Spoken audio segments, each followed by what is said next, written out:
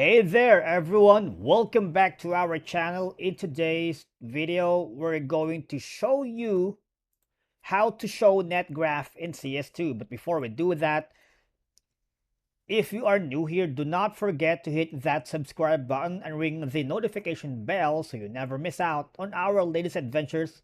It'll keep you on the loop for future content. And to our returning viewers, welcome back, and we appreciate you all for your ongoing support and could not wait to embark on this another CS2 journey. Okay, so some people believe that there are advantages of showing the net graph in CS2. And in terms of gameplay and network performance monitoring, the net graph provides a real-time data on your network performance, including ping, latency to the server. This information allows you to assess the quality of your connection to the game itself, right? So how do we do that?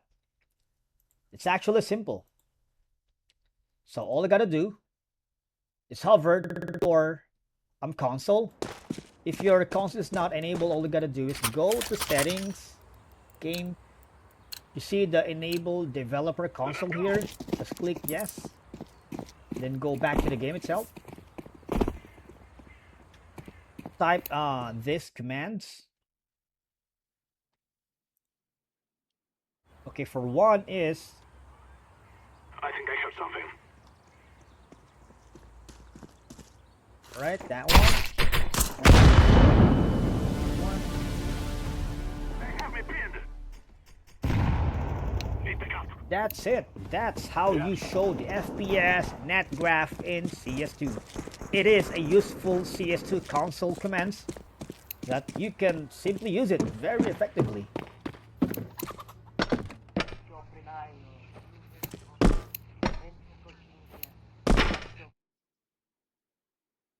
So if you find this video helpful, please give it a thumbs up and subscribe for more CS2 tutorials in the future. And we would like to make a few shout outs to our small sponsors and few faithful subscribers who relentlessly share this media link to their friends and family.